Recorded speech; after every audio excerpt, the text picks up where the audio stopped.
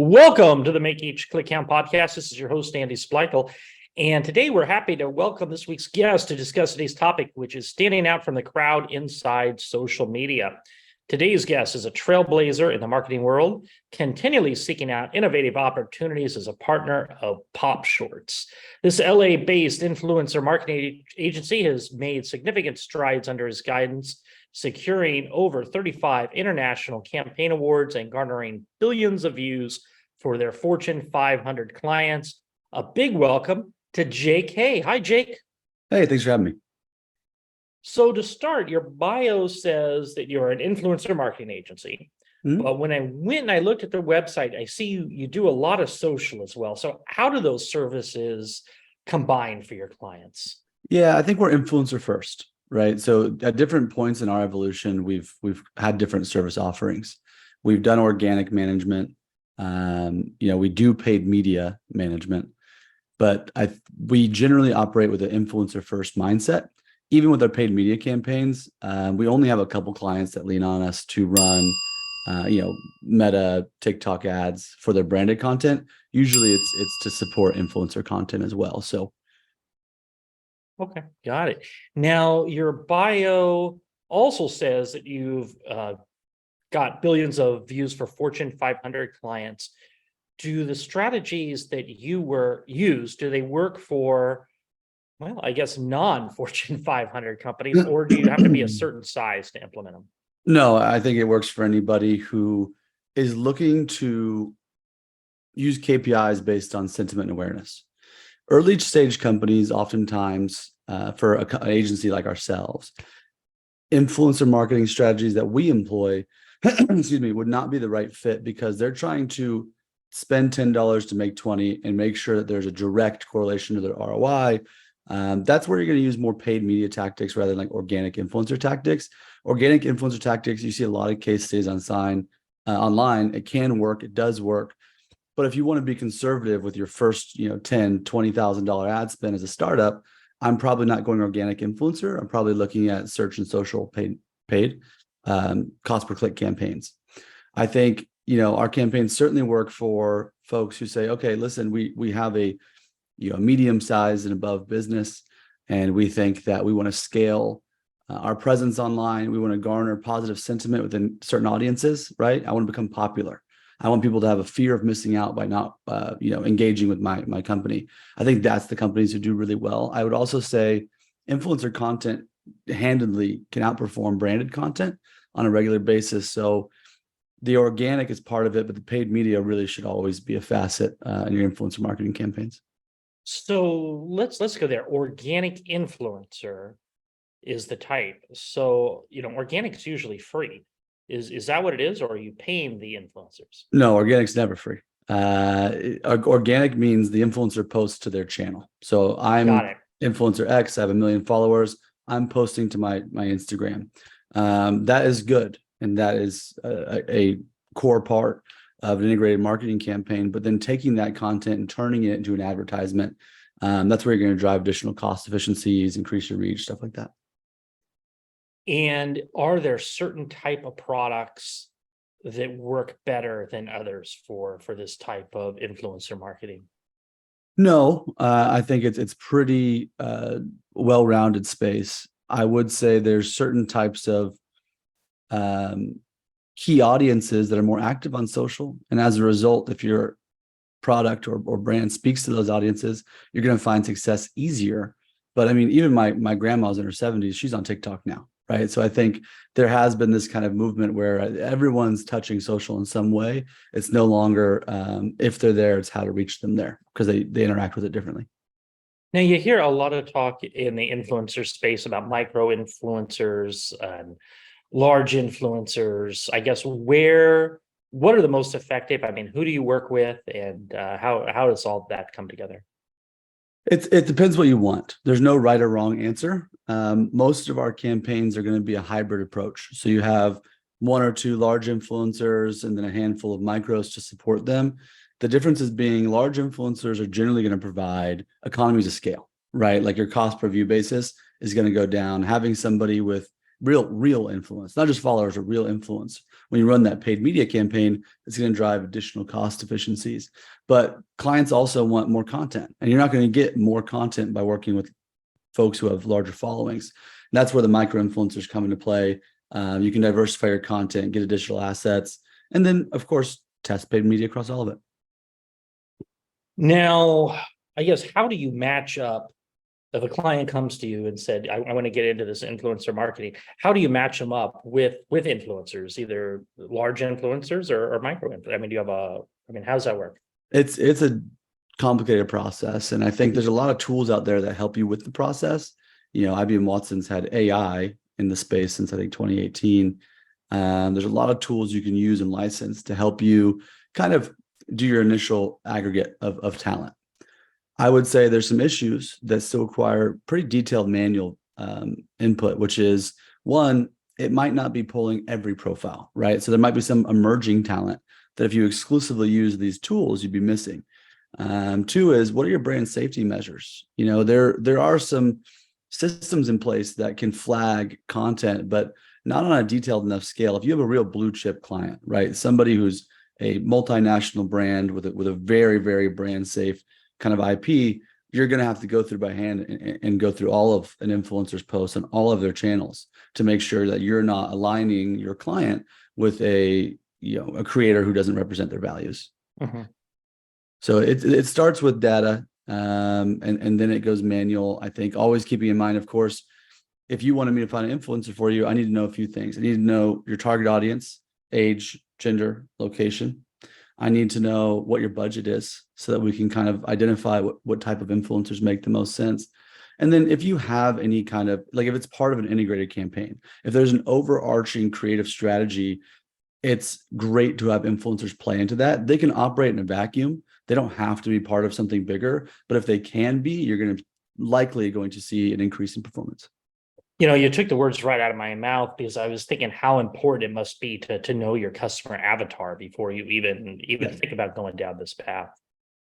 100%. I think it's mandatory. If you were doing really small scale, like $1,000, $2,000, it's interesting to see the feedback you get. I guess is where I'm going with that, because you can, even if you know your customer audience, like, hey, this is who we reach out to, this is who we work with. You might learn something about them once you start going heavily on social through influencers, paid, owned channels, whatever you're doing, in the comments. You might see that actually sentiment is better with certain groups than others. And as you are more active on social, this avatar might start to tweak a little bit here and there if you're listening to your audience online.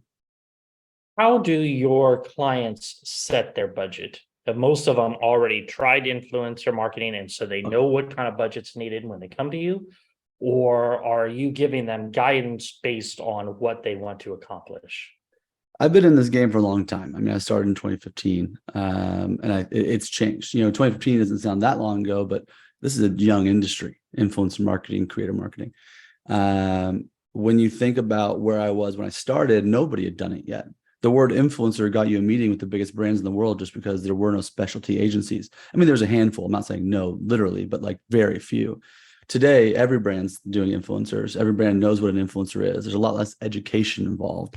And there's a lot of competition, low barrier to entry to some extent if you want to become an influencer marketing agency, high barrier if you want to be good at it, because it's not easy.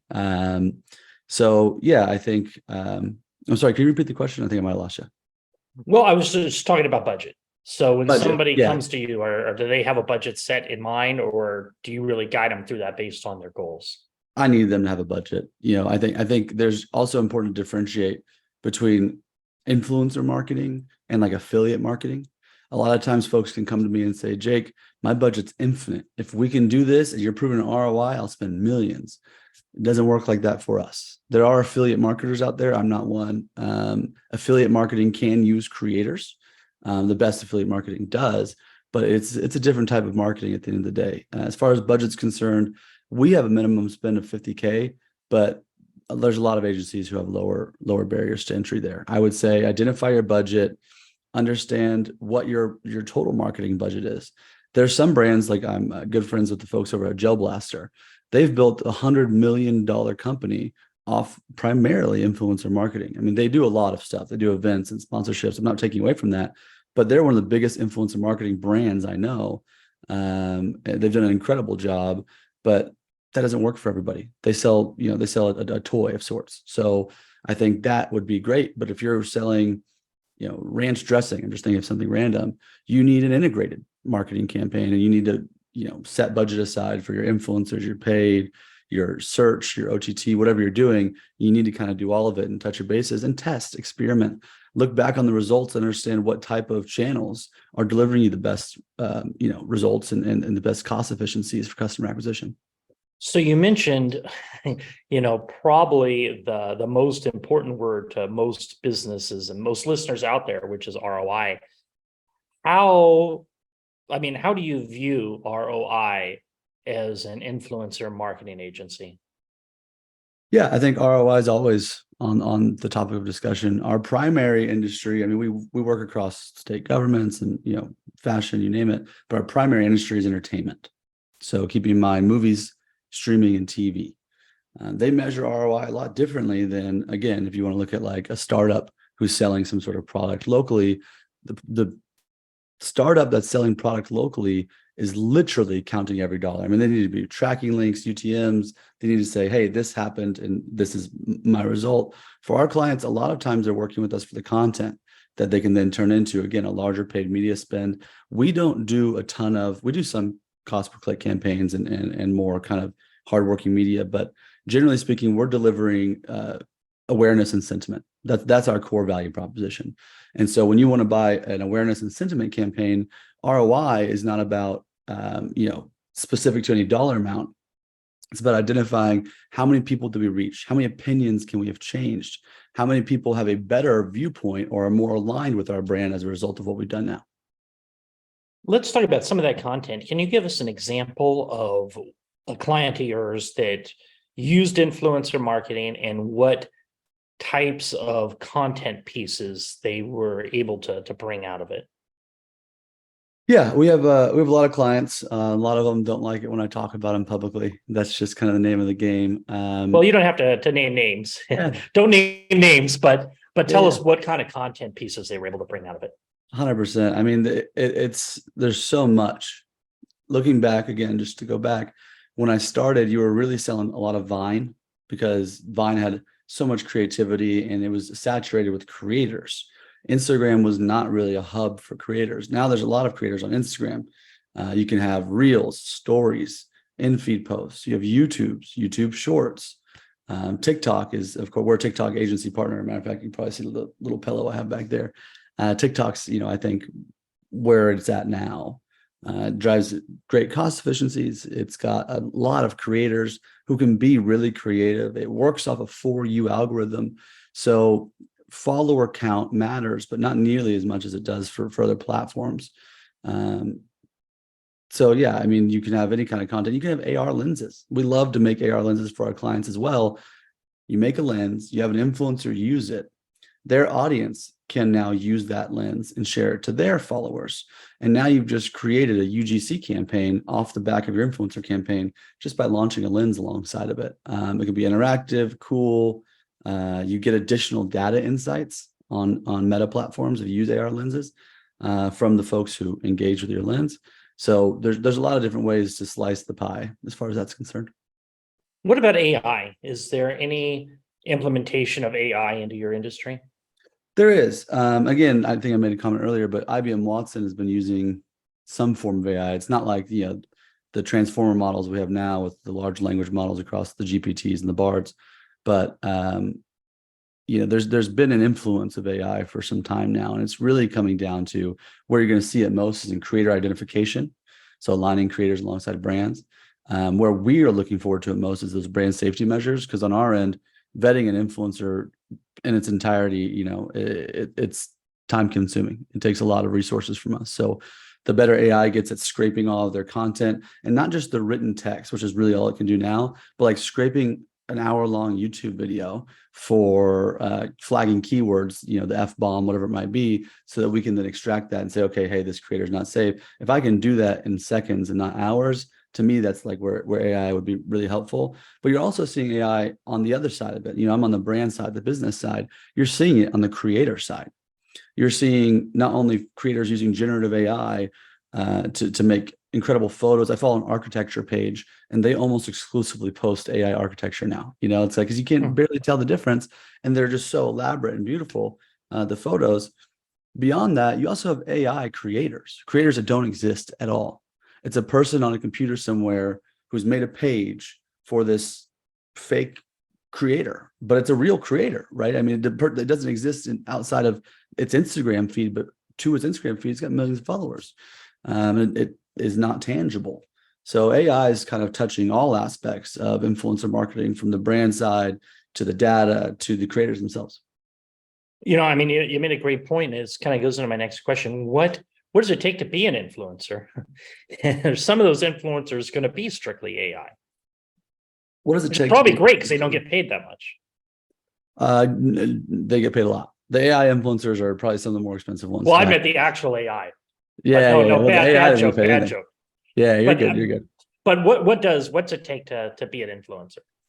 I think that answer has changed over the years too. I mean, it's a dynamic industry, and what I'm saying on this interview, I can't wait to look back on it in 5 years and see how my answers would have evolved again. So, what does it take to be an influencer? It can mean a lot of different things. First of all, you have to be a creator. You have to be creating content on a consistent basis. You have to have an audience to be an influencer. And I think there's a lot of creators out there with followers that don't have influence. Let's think about that for a second. I'm a creator, I have followers, but I'm not actually influencing anything. So differentiating between the word creator and influencer, which is not something you really do, but for sake of just running off your question, it's a dynamic conversation. I don't think there's a right answer. I think you can have 5,000 followers and be an influencer now, or you can have 50 million and you can be an influencer. You can have 2 million and no one cares about your opinions and you're not really influencing anything, right? So dynamic situation there. Can a company do this themselves? Can they get into influencer marketing? They hire somebody and say, go learn about influencer marketing and do it for the company. Yeah, there's a few reasons why many don't and probably won't. The first is bandwidth. Again, it's an incredibly manual process. The second is specialty, right? Just because you have a TikTok account doesn't mean you know TikTok. Doesn't mean you know you have to be really have folks on your team who are on the nose of what's trending, not what's trending last week, because the way social media moves, if you're talking about what's cool last week, you are not that cool. You have to be talking about what's cool next week. And so you can totally build it out. You'd have to have the right people, the right amount of bandwidth and time and investment. You need data tools, licensing. It's going to cost you $60,000 to do it right on an annual basis. You need a lot of pieces that have to come together to make it work. And you're not going to have relationships with talent or managers or agents or whatever it might be to drive any cost efficiencies in negotiation. You're going to end up paying a hell of a lot of money to avoid what is really a small agency fee to get it done for you. And a lot of times, our relationships can sometimes make our fee a moot point, right? Like we've literally had times where folks have called us and said, hey, we're trying to work with this creator, but we can't even get a hold of anybody. How do we do it? I finally got a hold of somebody and like their pricing is ridiculous. Okay, let us give them a call, see what we can do. All of a sudden, it's a completely different conversation because it's our dedicated space. We can bundle across multiple campaigns. A manager has 100 talent, right? Well, we're going to hire 5 of them for 3 different clients. But now we're leveraging all 3 of those clients' campaigns against one another to drive cost efficiencies across all of them. So you can start an internal influencer marketing team if you want. I think you're going to run up against some difficulties, and you'd have to be really big. Like you have to be like a fashion brand that's always on and spending a ton of money in the space, in my opinion, to make it worth it. Because even our clients who are, some of the biggest entertainment brands in the world, they're not doing it in-house. There's a reason for it. What are some of the struggles that you've gone through over the years with delivering results with influencer marketing? Struggles with delivering results. I don't think we've struggled to deliver results. I think, our model is, and a lot of times our model's evolved too. We're now at a place where a lot of times we will, depending on the client, it doesn't always make sense to do this, but we will guarantee minimum view count, right? So you're going to pay, I'm just throwing a random number out. Don't take this as like a baseline at all. let's say we're offering you a 4-cent CPV on $100,000 spend. We're going to give you all of your organic views for free. And you're only going to pay for the paid media views, meaning, okay, we're providing all of these in-feed posts. That's your added value. We know what TikTok ads cost to us. We're a TikTok agency partner. We get certain price breaks and beta features that no one else does as a result of that partnership. So we know what it's going to cost us. And as a result, like, we don't have issues delivering results. I wouldn't say it's not something to come up against, but all of our metrics are guaranteed. So if there ever was one, then we just make good on it with additional posts or additional media. What is your favorite success story that you'd be allowed to share on this episode? Yeah, success story. I mean, we've had a lot of one of the ways to describe us. I think there's a lot of ways to describe us, but one of the ways you can describe us is a creative agency that specializes in influencer marketing. Being a creative agency, applying for awards and these types of things is kind of the nature of the business. And so we've had a lot of really cool campaigns that have become very successful. I think my favorite one was one our creative director, I'd never seen anything like it at the time. It was for a mystery movie. And in the movie, this actress goes missing, very famous actress. And on her Instagram, she unfollowed everybody. And then she followed about 100 people who had the name of her character in the movie. And it started drumming up press. And we had nothing to do with that. But working up creative strategies, and we're like, why don't we play off this? Why don't we start a mystery scavenger hunt for her character and create these different branded pages where you have to go through and find clues and photos? And of course, we're owning all the content on these pages.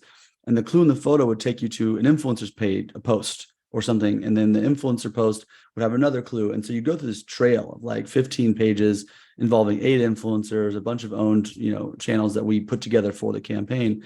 And eventually you would find the hidden Instagram for the missing person. And the first person to find it won like a $10,000 shopping spree in New York Fashion Week. So it's a really, really fun campaign. I've never seen anything like it since. I've seen a couple things similar. I've never seen anything like it before. I've seen a couple things similar since. Not to say that they're ripping it off, but like the idea is there to use the channel to create its own scavenger hunt. Very unique, won a ton of awards for us, incredibly successful. And what's nice is when you get creative, when you're not just doing like, hello, buy this now, you're going to have the chance to go viral. You're going to get comments from people, and we see this a lot, that say, I love this ad. Like, I hate ads, but this ad, I enjoyed it. And so for our scavenger hunt, for example, and there's a lot of examples you can use, it was a time investment of anywhere from 12 to 20 minutes that we calculated internally. I mean, not like a big science thing behind it, but we estimated it was about 12 to 20 minutes to find that hidden page. Once all the clues were released, they released in phases. So like you didn't have all the clues the whole time. But once they're all released, you're talking about 12 to 20 minutes.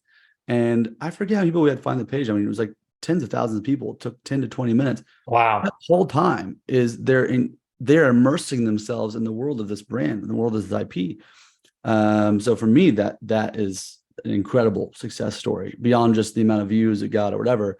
The time it took and how many people actually went all the way through to completion on what was, and this, right? Make every click count. Every click someone has to do, you're losing a percentage of your audience. The more barriers to sign up, my landing page had one more question than this, you're losing a percentage of conversions. So to see that conversion rate that high against what was an incredibly complex process was awesome. So who is the perfect person for your agency? If they're out there listening, they need to check you out.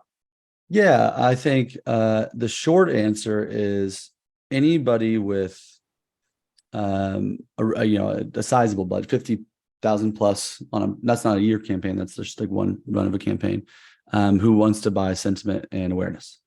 If you're saying, hey, we're doing really well on ROI, we have all these other different channels we're running, but people still don't know us. We're not the cool brand. We're not the it product right now. That's when influencers are going to be the most impactful for you. Or maybe you want to break into a new audience segment.